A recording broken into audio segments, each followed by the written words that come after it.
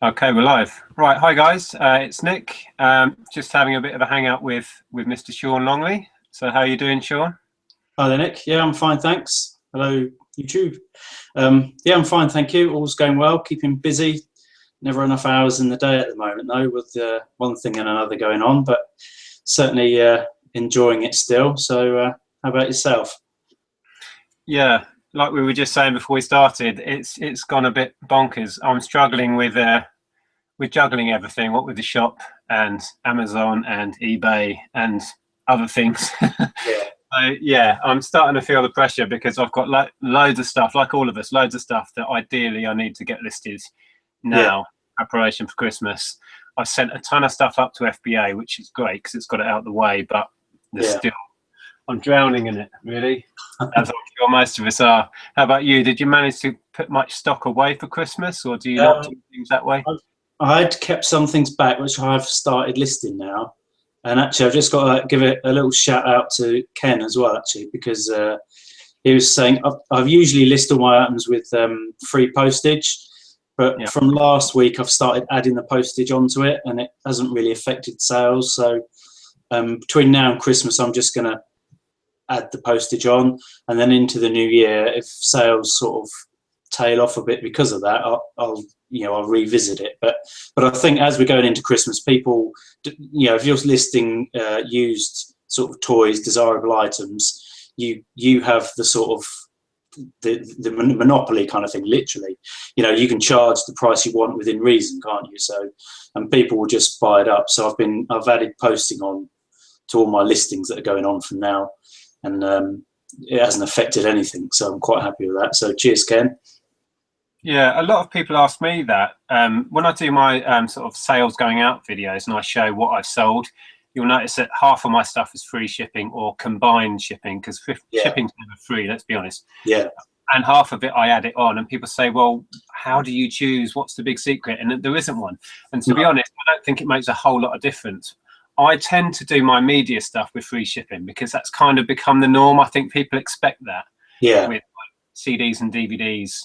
So on the whole, I do those with free shipping, but sometimes I change it up. With toys and games and other stuff, the vast majority I put shipping on, but I have shipping discounts built into all my eBay stuff. So if someone goes into my shop and wants to buy a Monopoly and a Cluedo, they'll just pay the one shipping fee.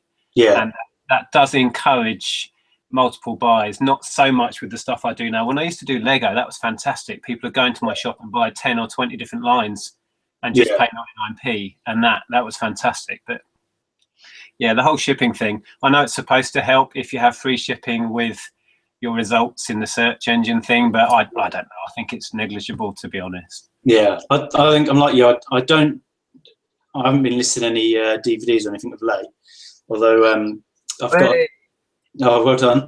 I've got a TJ Hooker box set to get listed soon. So, but I've had to blackmail my son to stop popping in tonight because he quite likes TJ Hooker all of a sudden. So he started watching that tonight, or else he'd be in here causing chaos probably. So, but usually on my DVDs and things, I do just if it's free. But it depends if it's a game or something. I'll send it recorded. So I might add a bit on for that. But generally, the large letter stuff goes free.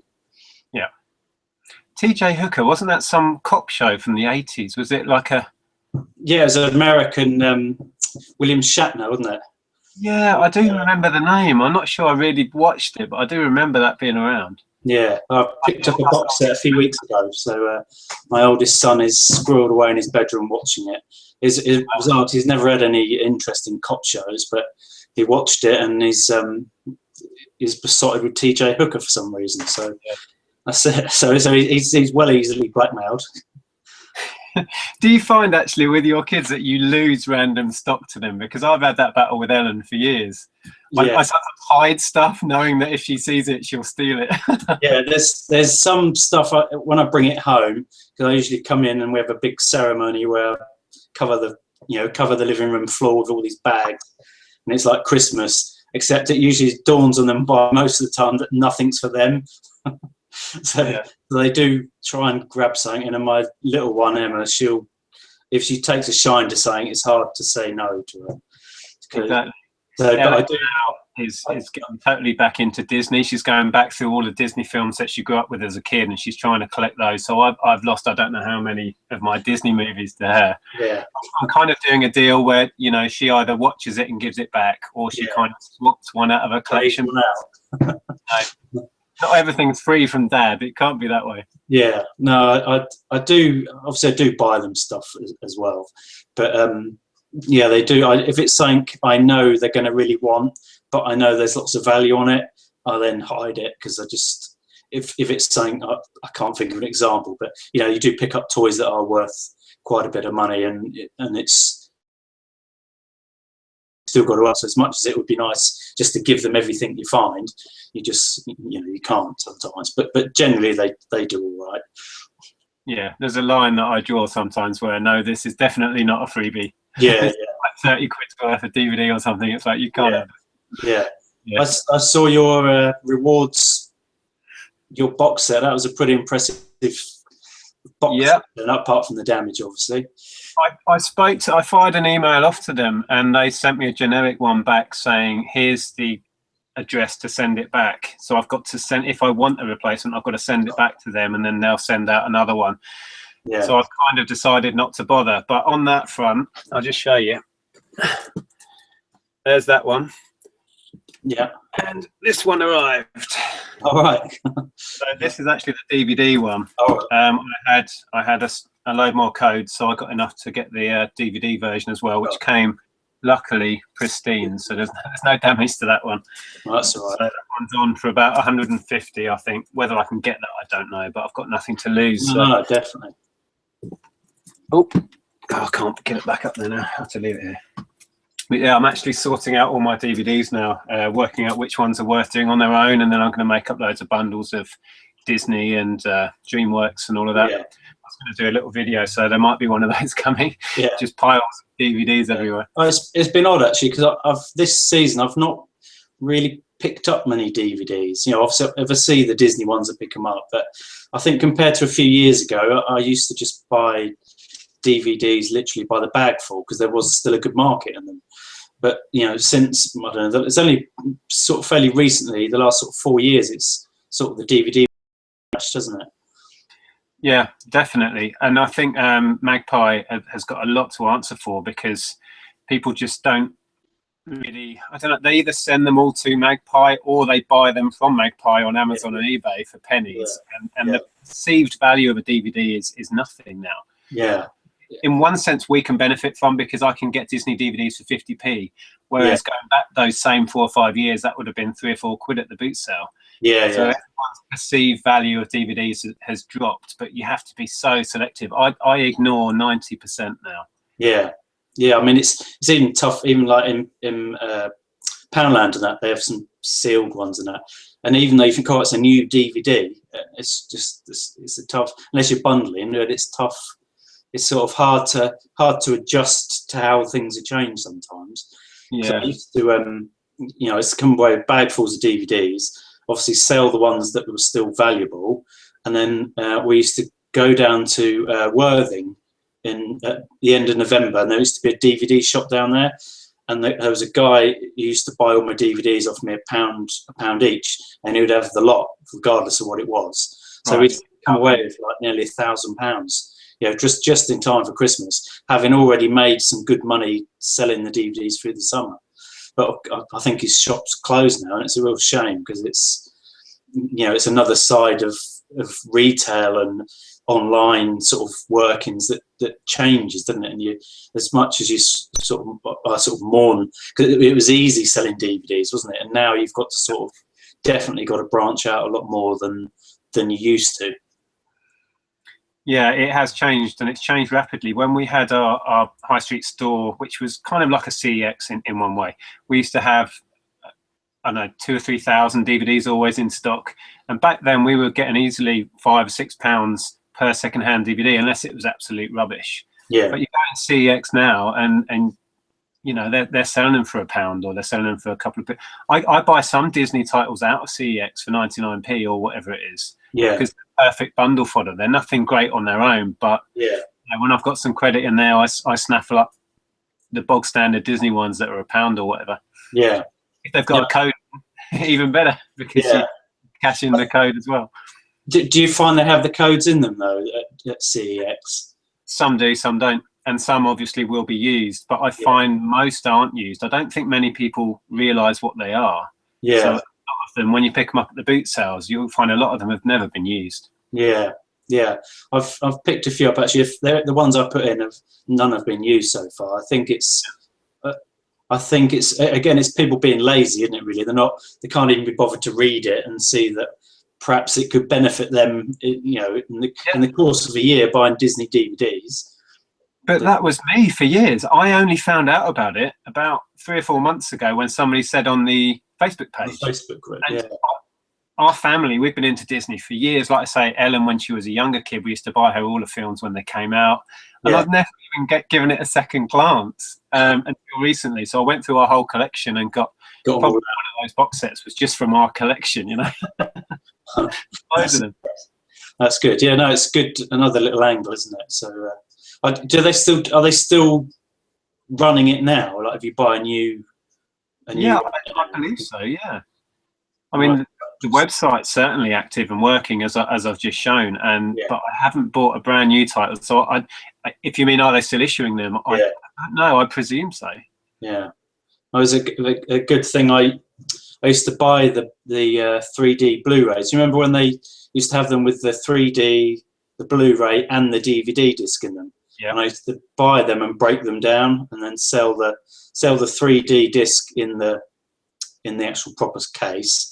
And then I'd get a blank DVD case and sell the Blu-ray with the sleeve on it as a separate listing. And then you could also sell the DVD just on its own. And I used to buy those from is it Love Film? Was it Love Film? Yeah, that rings a bell. I used to go on Amazon and you could buy when they send them out in the post, that them little holders, disc protectors. I used to buy a job lot of them off eBay. And then, so I send the DVDs out in just them. So you could turn, you might spend £15 buying I'd buy the Blu-ray itself from eBay, because usually, like within a week of release, people are just flipping around, don't they? They watch it and sell it. So I was buying them quite, £15, but then you could sell the 3D disc straight away for that price. Then you've got a Blu-ray and a DVD to make some profit with. But obviously, they clicked onto that, so now you get the UV code, don't you, on some of them? Right, yeah. Even that's changed a bit, but people do sell the UV codes, and actually, if you pick them up, Blu-rays up, most people don't even register the UV codes. So I've seen people sell them between £2 and £5. Really, I've been missing out on that one as well. I must have had loads of those. Yeah, so they're worth. I don't think you can. You've either got to register it or not. So you sort of run the risk of perhaps if you're buying it secondhand. But if you're buying them, flipping them on from eBay, you can just ask the seller the question of have you used because most of them have, if you're buying like the Jurassic film, that's just been released. Yeah. The chances are you can buy the Blu-ray disc of that, tonight. Someone's bought it and watched it, and they won't have accessed the UV code. So you can just sell those on eBay themselves. So that's a little tip. And also the sleeves as well, the lenticular covers, sometimes they can sell quite nicely as well. So you could sort of sell just the sleeve on its own. Clever stuff. I love these little gems of information and little things people get up to. I've had so many little schemes over the years. I can't think of any good ones offhand, but yeah, it's like getting one over on the big guys. I see that. Like, finding a way of creating money out of thin air. It's kind of like a magician trick, isn't it? Sometimes. I think the best time I had with that was the Harry Potter Deathly Hallows, when they released that as a big box, because then they had everything in it. You had the 3D, the Blu-ray, the DVD, and the digital code. So you could sell all four of those and sell the lenticular sleeve on its own as well. It was great, good money making. Yeah. Wow. Like most of these things, though, there's kind of a window of opportunity, and then everything moves on. Yeah. Just make hay while the sun shines, and then come up with something else. Yeah, you've got to evolve, and although it is, like I say, you can look back and reflect on what eBay used to be and what you used to be able to get and buy, but you've got to look forward as well, haven't you? Because there's always something new that's going to come at you, a new opportunity. Yeah, and you just got to find it. That's the tricky bit. Yeah, that is, yeah. But that's handy with the Facebook group, isn't it? So you get to sort of learn different things and find sort of little nuggets and things you can apply to yourself to sort of eke out that extra profit. Yeah, it's good. That brings us back around to the old thing that hasn't really reared its head much, apart from that when that whole guy was kicking off in America. That was quite a saga about the whole sharing information thing. I didn't really get drawn into that, but God, dear, he was a bit of a mess in that video. It was, wasn't it? It was. I don't know. It's painful, comical, sad.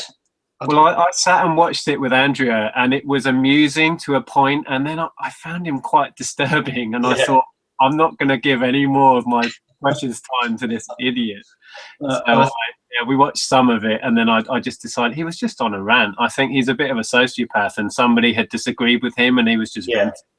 Yeah, he just went to town. But I think he seemed quite sort of bitter, really. I think there was sort of, Michael's a young guy, and he's doing really well, and he's incredibly transparent on his channel, and he's sort of doing it how it sort of should be done. He's transparent of how he works and how he operates, and I think the other guy seemed to sort of begrudge his age a bit. He kept going on about he's only young, he's just an upstart, what does he know about anything? Well, reselling has no sort of age limit, does it? And, once you've got an eBay account, it doesn't matter whether you're sort of 16, 17 or 67, you can still make money, can't you?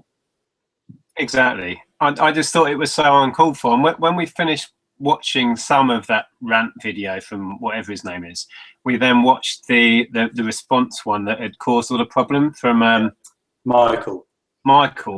And it was like night and day. Michael, he was open, he was relaxed, he was honest.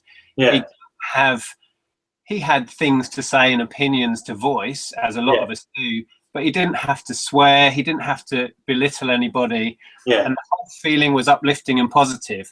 And when you compare that to the other guy, it was dark, it was just quite offensive, the whole thing, not just what he was saying, but his manner and his attitude. And there's a lot to be said for what you give out. Put the opinion to one side. It's how you come across and what you're. I don't know. It's hard to articulate. I'm not. It was like night and day to me. Yeah, it was polar opposites, wasn't it? And the irony is the Global. He's sort of he was trying to promote himself as Michael's sort of image originally, I think. So it's kind of, it's hard. It was painful, but I had to watch it to the end, and I don't know. You just, it's a funny thing reselling, because it's been such you're sort of on your own for such a long time, and then suddenly, like in the space of a year, like everyone knows everyone, don't they? You're on YouTube, and everyone sort of chatting in the Facebook groups, and it's sort of gone the opposite from just you with like your carrier bags and your trolley and things, and now like everyone knows your name. It's like a Cheers bar, isn't it?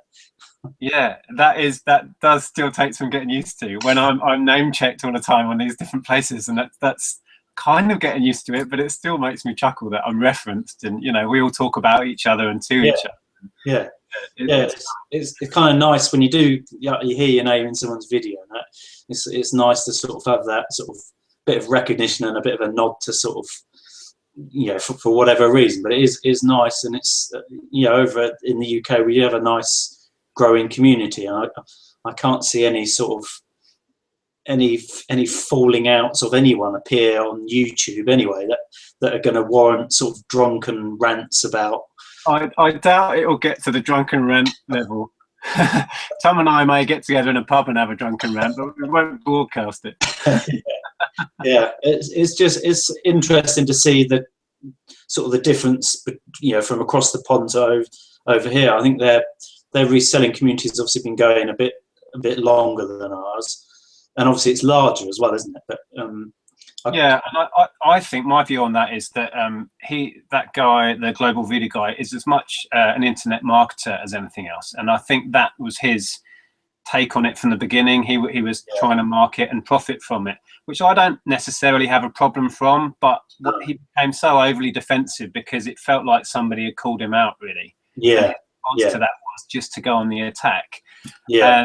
No, I don't have a problem with the guy if he's trying to make money from it, but if you're going to lie and twist things, then I do.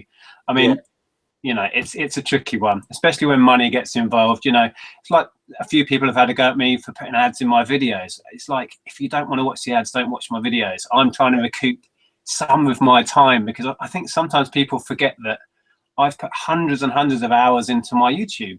Yeah. With the intent to help other people. So I do get ad revenue, and I'm not pretending I don't. Yeah. But that's not the be all and end of it. I didn't start a channel to be able to put adverts on it and make money. I started a channel to help people, and that's a byproduct to try and gain something back for my time. Yeah, no, I don't think I don't think people have a problem with that. I think it's when people are trying to be one thing and they're blatantly the total opposite. And you know, I've done some marketing in my time, and it's a very different world to the reselling world. You know, there's a lot of hype and BS about marketing. There is a lot of people that are very genuine in it, but basically, you know, this laptop lifestyle and living on the beach and all that kind of stuff is, most of that is complete garbage. You know, it's not how it works.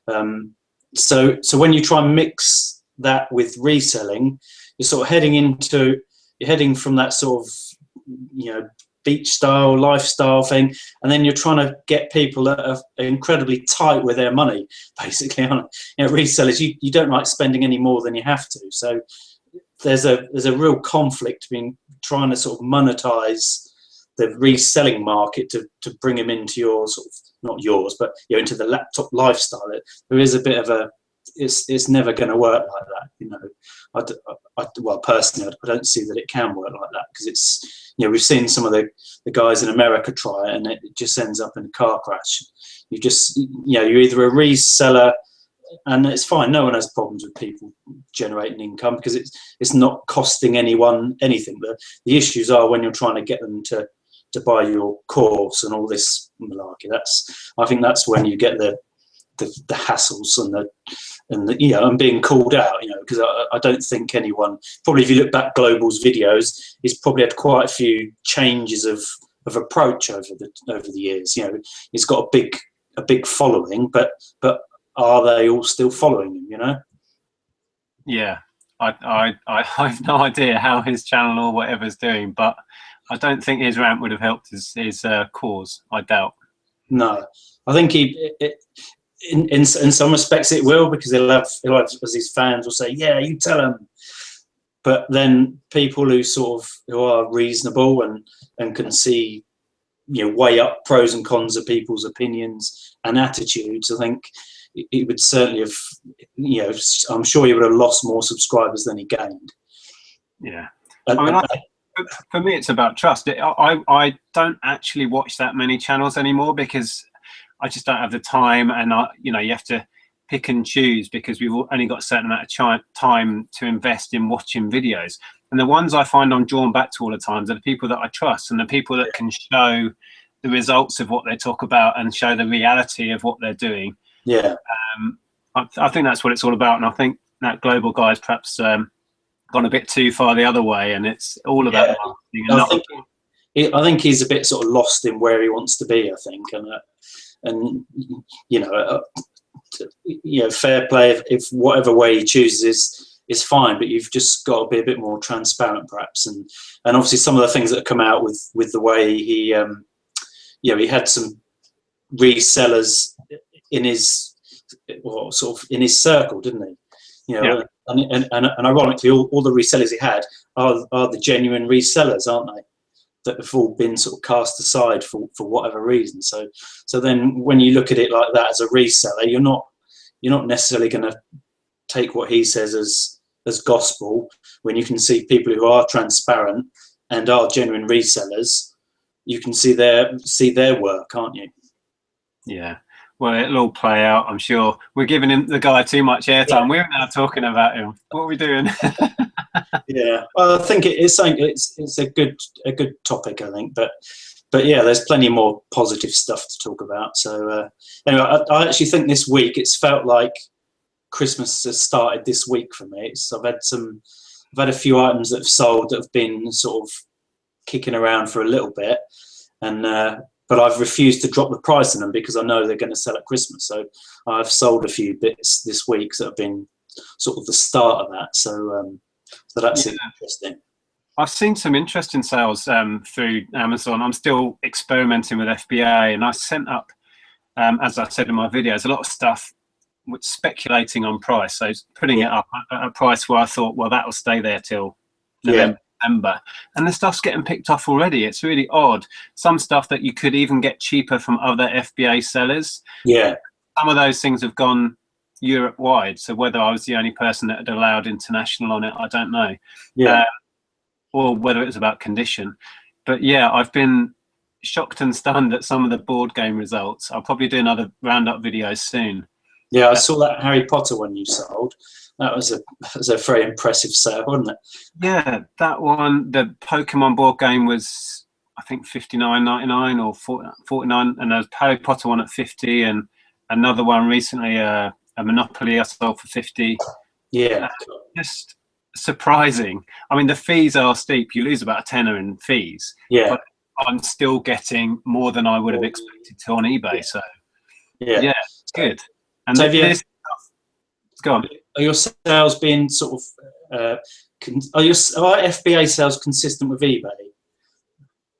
Oh, what, as in numbers or? Yeah, I know. Obviously, you may have more stuff listed on eBay, but generally, are your sales sort of, is it a 50-50? You know, do you sell?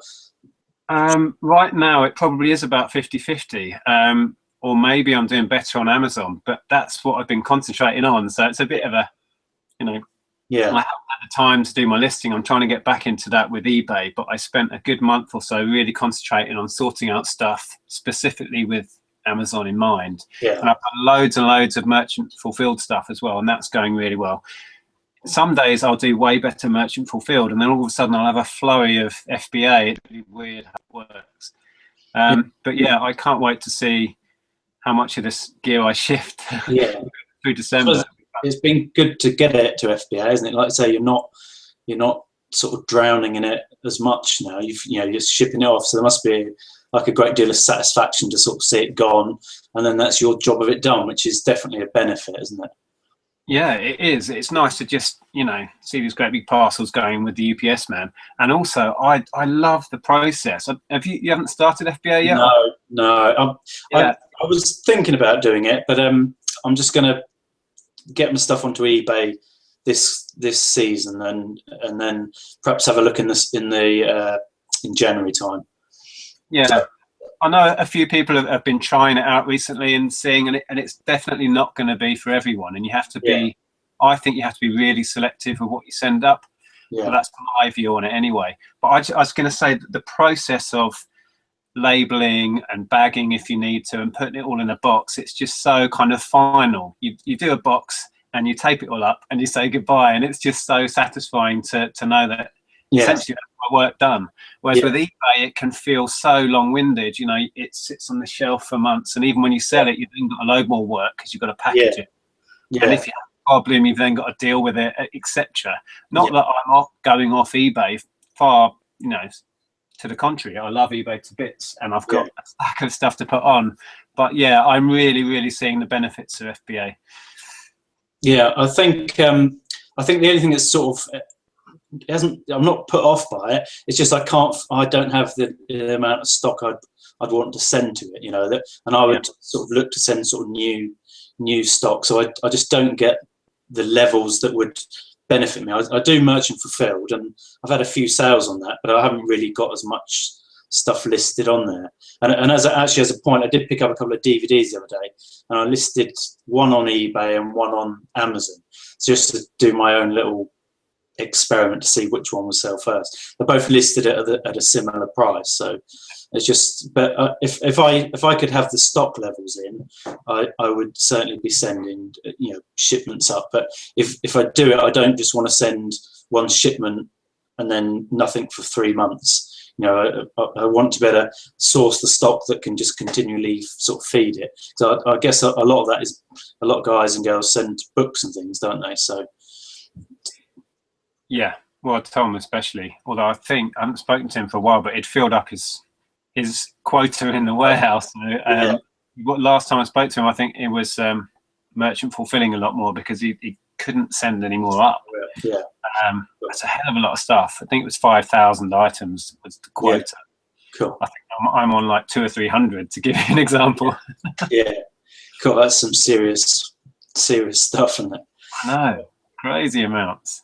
I must catch up with Tom and see how he's getting on with his Amazon selling, actually.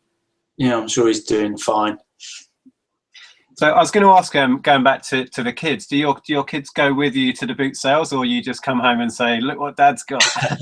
Well, I try, I'll be honest, I try and go solo if I can. If I'm on a buying mission, I'll try and go solo. But if one of them wants to come, it's usually my youngest one wants to come, but then we do 2 rows and she wants to go home. So we have to have some serious negotiating going on then, and I usually blackmail her with a toy or something. I'll just pick up a random toy, and that she probably ends up with, I have to blackmail her every row we go down. So she comes up with big arms full of stuff, and then so it's a bit. But I do generally enjoy going with my family, and my partner Nat, she enjoys going to the boot fairs as well. But so if I'm on a serious buying mission, I try and go solo, but during the summer when there's sort of 2 or 3 on over the weekend, we do generally all try and go out because she'll pick stuff up that I don't see, or you get tunnel vision sometimes, don't you? You just go off. Well, she's a lot more sort of thorough, perhaps. She sort of takes her time a bit more, and I'm just like round it like I don't know like what, but I'll just shoot round as quick as I can. So, yeah. But how about you? When Ellen was young, did you all used to go? Or? Yeah, quite often we would, but I'd find that they'd just slow me down. So I would, like you, want to be at all the stalls at once. Yeah. So it kind of evolved that Andrea and Ellen would go around at their own pace, and I'd just whiz around and keep bumping into them. Yeah, that's what happens with us. Yeah. Or I'd get a phone call an hour later saying, "Where the hell are you? We've been around and we're done. We want to go home." Yeah, we're at the car. Yeah. One more stall. Yeah, no, we are a sort of a reselling family, and the kids, they know if they want to sell a particular toy, we'll sell it for them. And I've just sold some McDonald's Monsters Inc. toys, so my son will get the proceeds of that. So he's quite happy, and then I'll have a visit down to CEX and buy some games or something. So yeah, I do a similar thing with Ellen. Like if she wants a new phone, she'll have to sell off some of her gear to go towards it, not necessarily buy the whole thing, but and I think that's good for education in a way, that nothing's free, and that they learn a bit about how money works, and have to sacrifice something to gain something. So she sold her iPod, and she had a sewing machine that she wasn't using, so she's getting me to sell that to put towards the next tech that she wants. Yeah, no, I think it's great for kids to learn that. I think they appreciate things a lot more, and if they just do appreciate stuff a lot more. I think it's just but I think it's people in general. If you've got someone who I've got relatives that would never be seen dead buying anything at a boot fair because they have to have everything brand new, and you just think, well, they would never wear another a used shirt, or they'd never buy a used toy or anything, even DVDs. And you've got more money than a cent sometimes, isn't it? They won't buy off eBay, It's just there is a certain part of society that you won't convince otherwise, and we've seen that face to face with our new shop, because we went to the effort to make it look like an upmarket kind of boutique, because we wanted to distance ourselves from a charity shop. We attract people who are of that mind where everything's got to be brand new and whatever, and they come in and they browse around, and then suddenly they'll look up and say, "Is this stuff used?" I'm like, yes. We're very open about it in the signage and stuff. So it's all secondhand, and they just like drop it, and walk out. Like, oh my God. You see them with their alcohol cleaner on their hands when they go out. Exactly. Oh dear, it does make you laugh sometimes. I don't know, but you see sometimes these people, they'll browse for ages, so they'll see like a Gap hoodie, and then they'll see, you know, something from, you know, all these different brands. So what sort of shop do they think we are, that we have? It takes ages for the penny to drop sometimes. Yeah, I think maybe it's I don't know. I think, yeah, you can't, you're never going to convince someone who doesn't buy new to sort of buy new, and vice versa, are you? You just, you know, there are, like I say, there's elements of nothing, you know, if you're in your own world, you're in your own world, aren't you? So if you only like buying new stuff, that's, you know, that isn't wrong. It's just how you are. But for me, I have no bones about buying anything from a boot sale. No, but on quite seriously, we think we may have you know, marketed it a bit wrong with the look of the place, because we've also had customers that really love what we do and are buying loads of stuff and are regulars, who said to us, I thought you were some expensive posh boutique. No, Yeah. come in for a month. Oh, and then we get on the other end of the spectrum who come in and they turn their nose up because it's all secondhand. Yeah. So we're thinking of rebranding the front of the shop a little bit, not the sign, but putting some extra stuff in the windows with the word used in big letters. Yeah. You know, so it's obvious. But obviously, you know, if you added the word charity, surely you could increase your profits a bit more, though. If prices. The funny thing about that is we get a lot of people who know that we're used, and they come in and they say, do you take donations? Yeah. They already assume we're a charity, and then we have to explain that it's business, and we will give you credit. Yeah. Anyway. So, how's it been then, the shops? It's still sort of growing nicely to what you wanted it? It's kind of leveled off.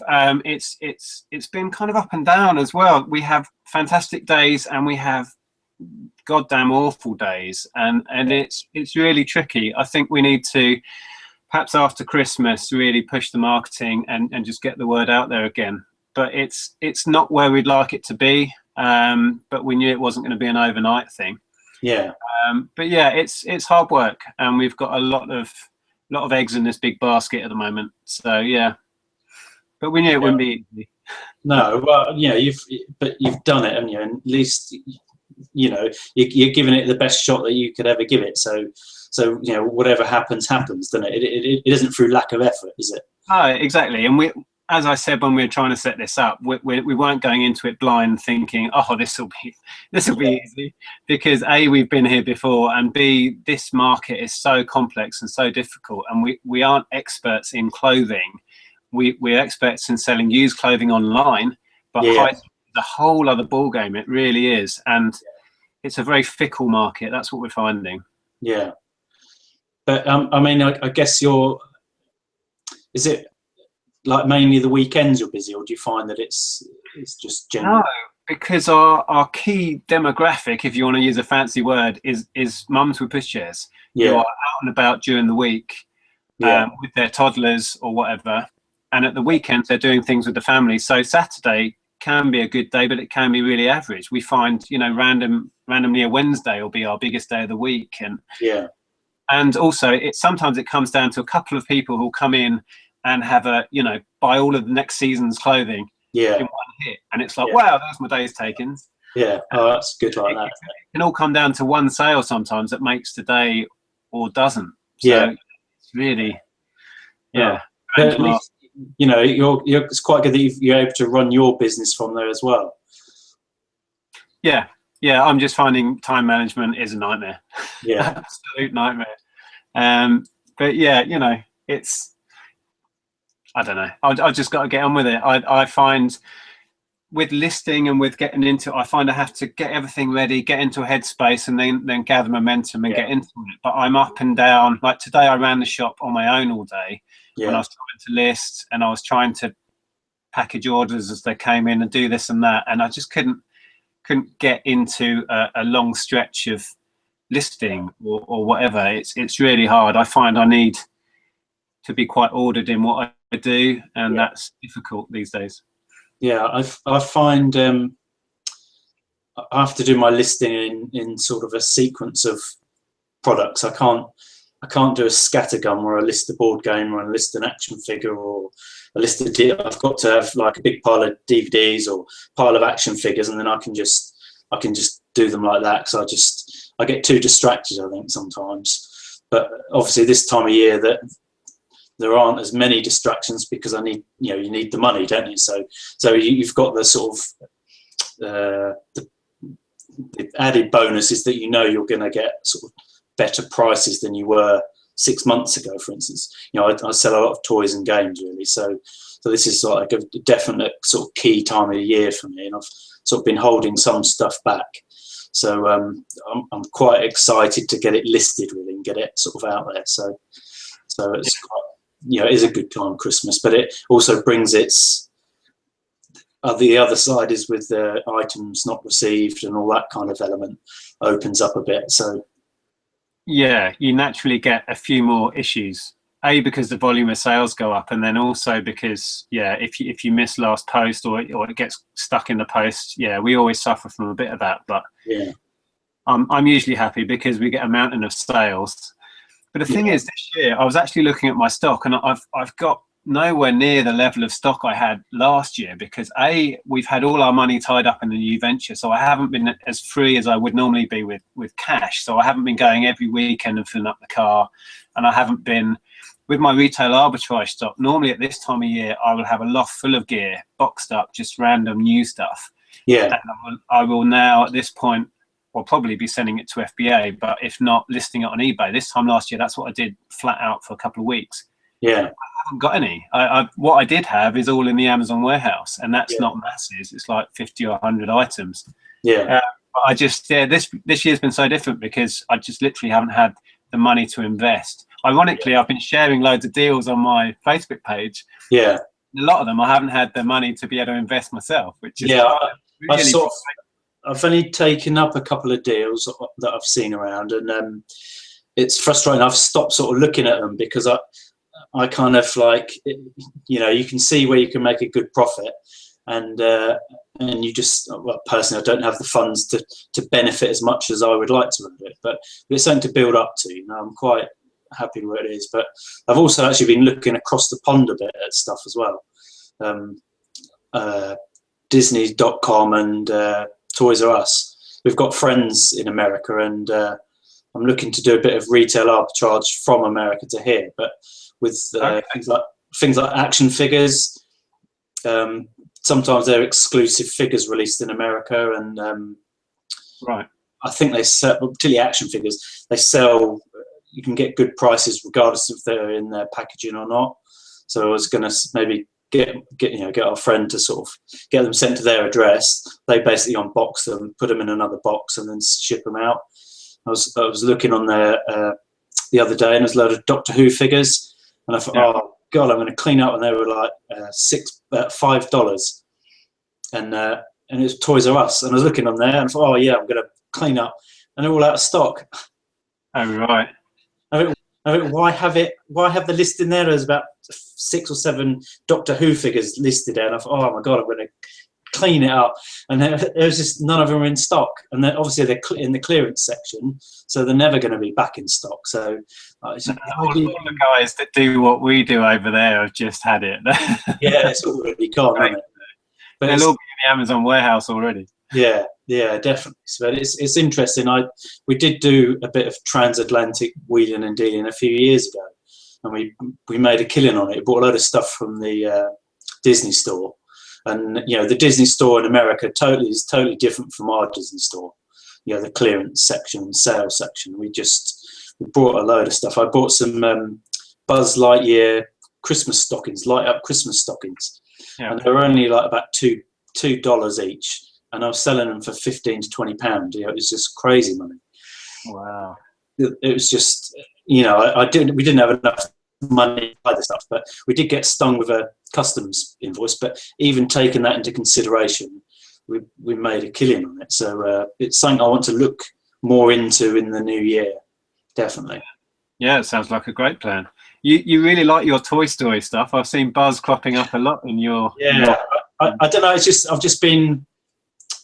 I don't know. I like it, but it's just I've just seemed to have had a good sort of spell of finding it. I picked up quite a few Buzz Lightyears this season, whereas maybe Yeah, last season. I March literally- last season, I probably not even a grotty old knackered one that you think maybe not. I've not even seen, you know, any. I think I had four car boots on the run. I picked them up, and I picked a Buzz and a Woody up together, and it was like £1.50 for a little bag of stuff. And it was just a carrier bag, and I said to someone, "Well, how much is it?" There was another lady standing in front of me, like another reseller. She said, "A bag," and I was a bit cautious about picking the bag up in case it was hers. So I tentatively picked it up, and I said to the lady, "Oh, how much is this?" And she goes, "Oh, what is it?" And I said, "Oh, it's Buzz Lightyear and Woody." And she goes, "Oh, £1.50." Yeah. And then there's that moment where you just can't get the money out of your wallet quick enough. Yeah, In case they change their mind. yeah. I just, I've sold them two already, so it's just seemed to have hit a bit of a good spell with Disney. It's funny how I find that even at a single boot sale, you'll find the same item time and time again. Yeah. And I've had weird moments where, let's say with board games, I had not long ago, I picked up a Disney Monopoly, standard Monopoly, a Lord of the Rings, a Chelsea, they're up here actually, a Devon. And anyway, so I had 4 or 5 sticking up sideways from my trolley. Yeah. Got to another store. He had another special edition Monopoly. I'm like, oh my God. So I said to him, how much do you want? Oh, that was a Simpsons one. How much do you want for the Simpsons? He said £2. I offered £1 and he said yes. And then he goes to me, so do you collect Monopolies then? And I looked at I was like, yeah. Yeah. Because what do you say when you ask? I don't like lying. It doesn't really come naturally. But when you're asked those weird questions at boot sales because you're buying piles of stuff, it's weird because you're put under pressure. And I don't want to say, well, I'm going to sell this for £15, mate. Yeah. Bye. Yeah. I think it is hard, because when you say to ask someone, how much is that? And they say, what, one of them? You say, no, the whole lot. And they sort of do look at you as if why do you want to buy all of them for?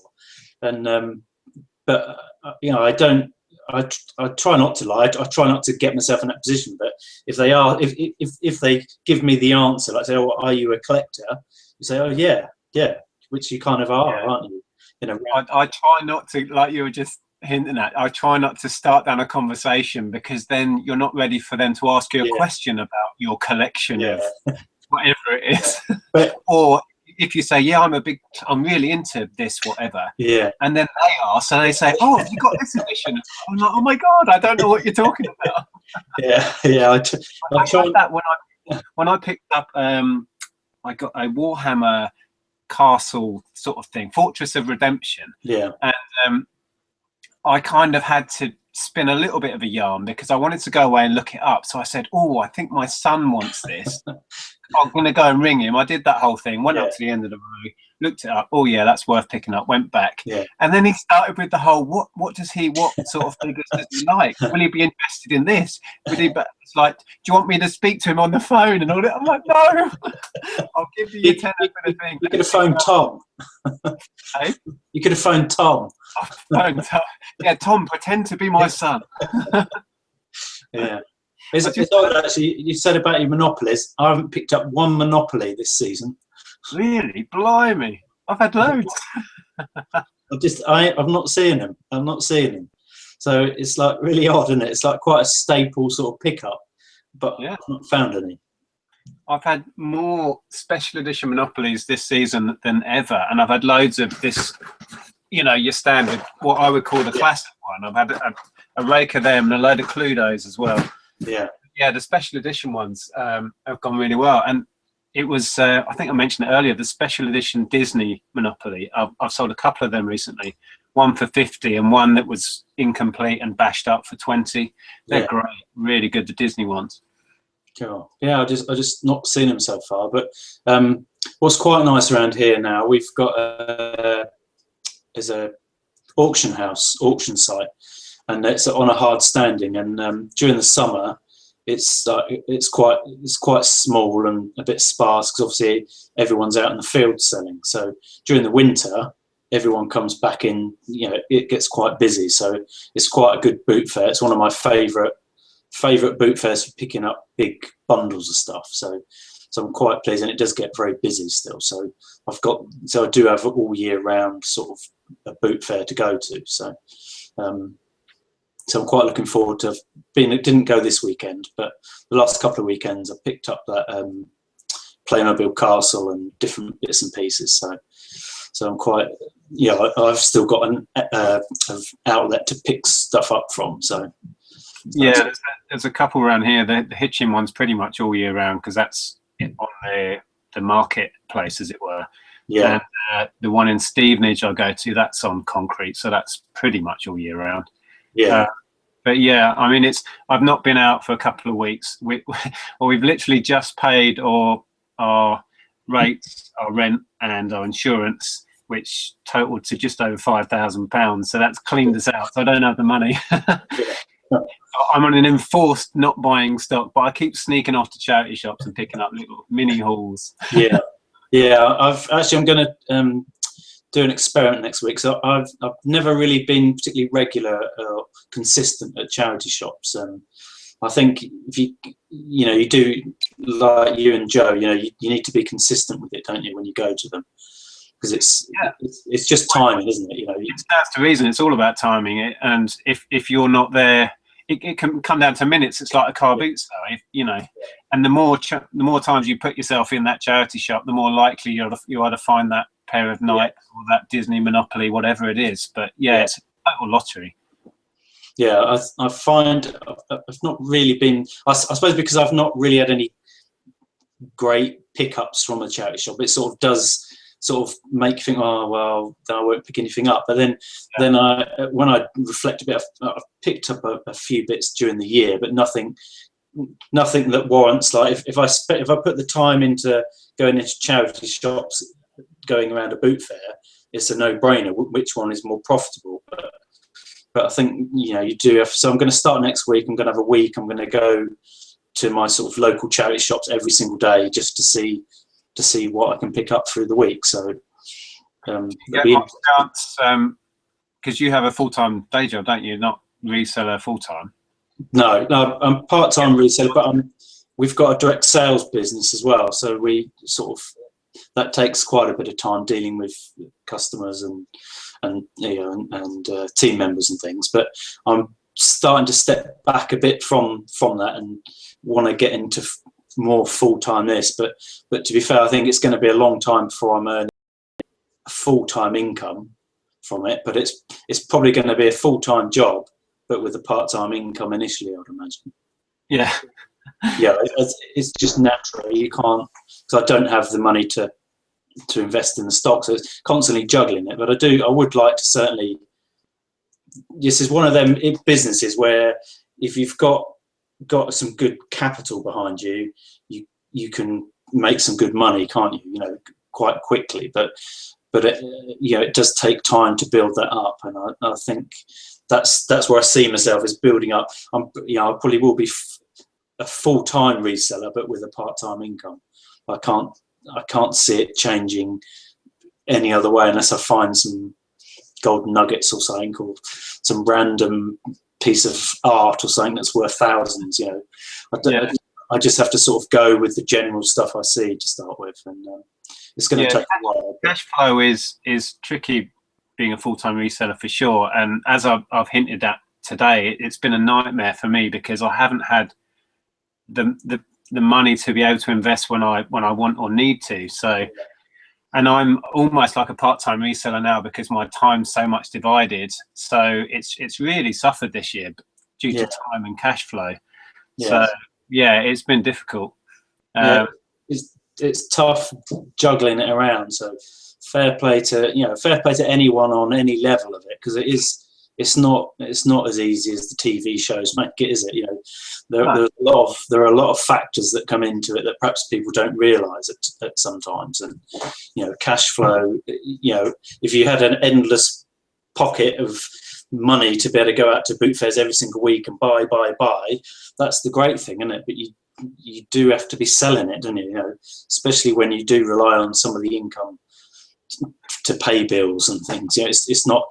There's a bit of a split, isn't there? There's some people that are sort of it's part-time sort of pocket money time, so they don't need to sell it, so they can sort of buy more stock than perhaps maybe than they're ever going to sell. Sometimes, you know, we see people come in the group and disappear for various reasons, but I think a lot of people start it and then think, oh no, that's not for me, and then they just disappear, don't they? And they might end up with lots of board games to sell. Yeah. Yeah. Well, full-time is a massive leap from, as you were describing, somebody who has a job and has an income and are quite comfortable. This is a wonderful way to get your beer money, to as Joe does, to buy a couple of holidays a year. He does so well out of it that he can afford to go away for a couple of weeks on the back of reselling, which I think is fantastic. Yeah. But to step up to full-time, I would never put anyone off, but I've tried to do videos where I kind of show the reality of it, and people need to be honest. I think you have to be honest with yourself, and that's where I've had to be honest. Recently with my cash flow, I've had to be honest and say, do I need, or can I actually afford to go out and spend 200 quid this weekend on stock when I've got thousands of pounds worth I haven't even listed? And the reality is no, because I owe the landlord a lot of money. So it's like, it's being honest about your situation that is key, especially with money, because it's all about numbers, and numbers don't lie. The thing with reselling and the thing with business is the numbers don't lie, so it will catch up with you if you're kidding yourself. If you're just spending every penny you get coming in sales, going out buying stock every single week, you haven't got a business really, because it's and it catches up with you quicker than you think. And we're having to be very on the button with money, because it's a new business and it's fledgling and it's not really pulling its weight all the time.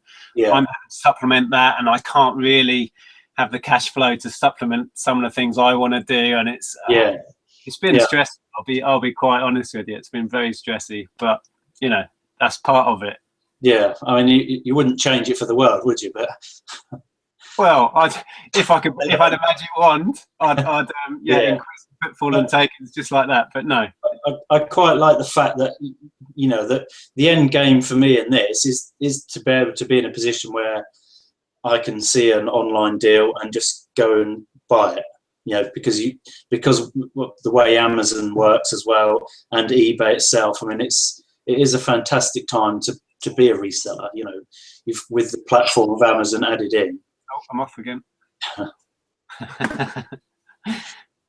I think Etsy's sort of still a bit fledgling, isn't it? But there's all these sort of platforms that are coming into the reselling world that give you can digress a bit more, can't you? You've got more chance to find your sort of natural selling platform, or your preferred one.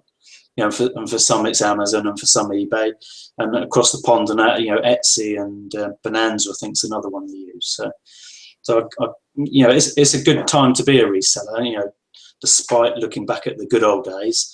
But I think that there's huge potential for anyone, and it's great to see it in the groups and stuff where people come in and you can just see their eyes have just been open to it. It's like, I watched this video and I watched that video and I came on here and it's like, I didn't know this world existed. And it's quite amusing to see sometimes that it just takes that leap of faith in someone's brain to say, I can do this, and it's not difficult.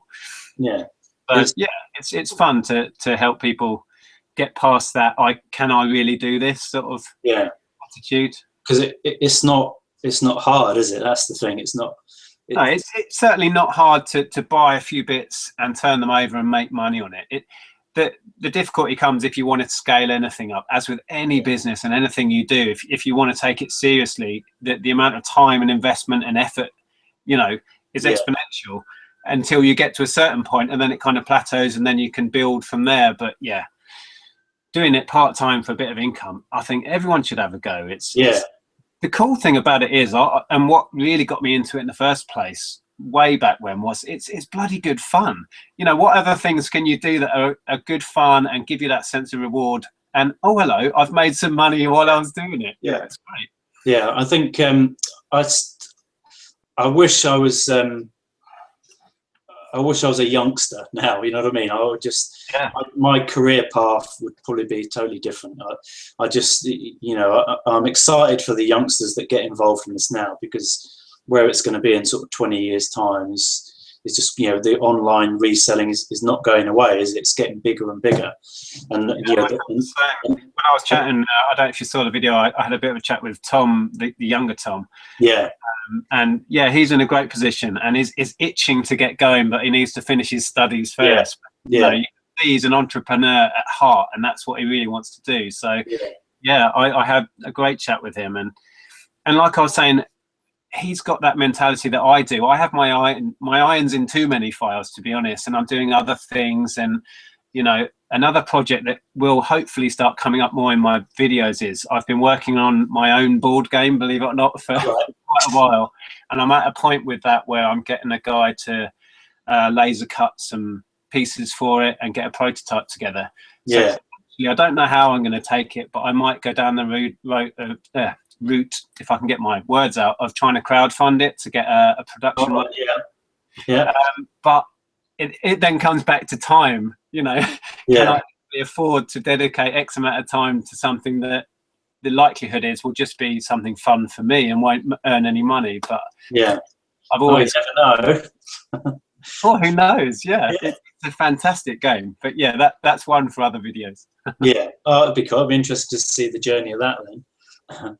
Yeah, we'll see. Watch this space. Will do. Well, it's now 7:10, believe it or not. That's a good hour's waffle, isn't it? I know, that it felt like about 20 minutes. I looked up a minute ago and thought, oh my God, is that right? So yeah, I'm going to have to go and get some food. Okay, mate, that's fine. It's been a great chat. I thought it would be worth catching up and seeing how you're getting on. Yeah, no, it's going well. I did say in the group that I was going to try and do more chat videos and get more people involved, but I just haven't had a minute to organise anything. But I will try. So if you're watching this, Facebook group members, if you want to get involved and have a chat, message me and we'll sort something out. But yeah, I hope if I don't speak to you soon, you have a fantastic fourth quarter, Sean, and get all your stuff listed. No, I'm on a listing mission. It started last week, but I've been listing anyway, but I'm dragging out my Christmas stuff. So I just thought I'd just get a hop on Christmas and just start getting the stuff up. Yeah, same here. I actually went in the loft 2 days ago and bought down a load of light up Christmas ceramic houses that I forgot to list last year and missed the boat. So yeah, I'm going to get those on. They're worth picking up actually. Kind of ornate light up Christmas houses. They go for good money. So one to look out for. Anyway, I'll have to leave it there, buddy, and we'll speak again soon, hopefully. Yeah, definitely, mate. All right, good to speak to you again. Cheers. Take care.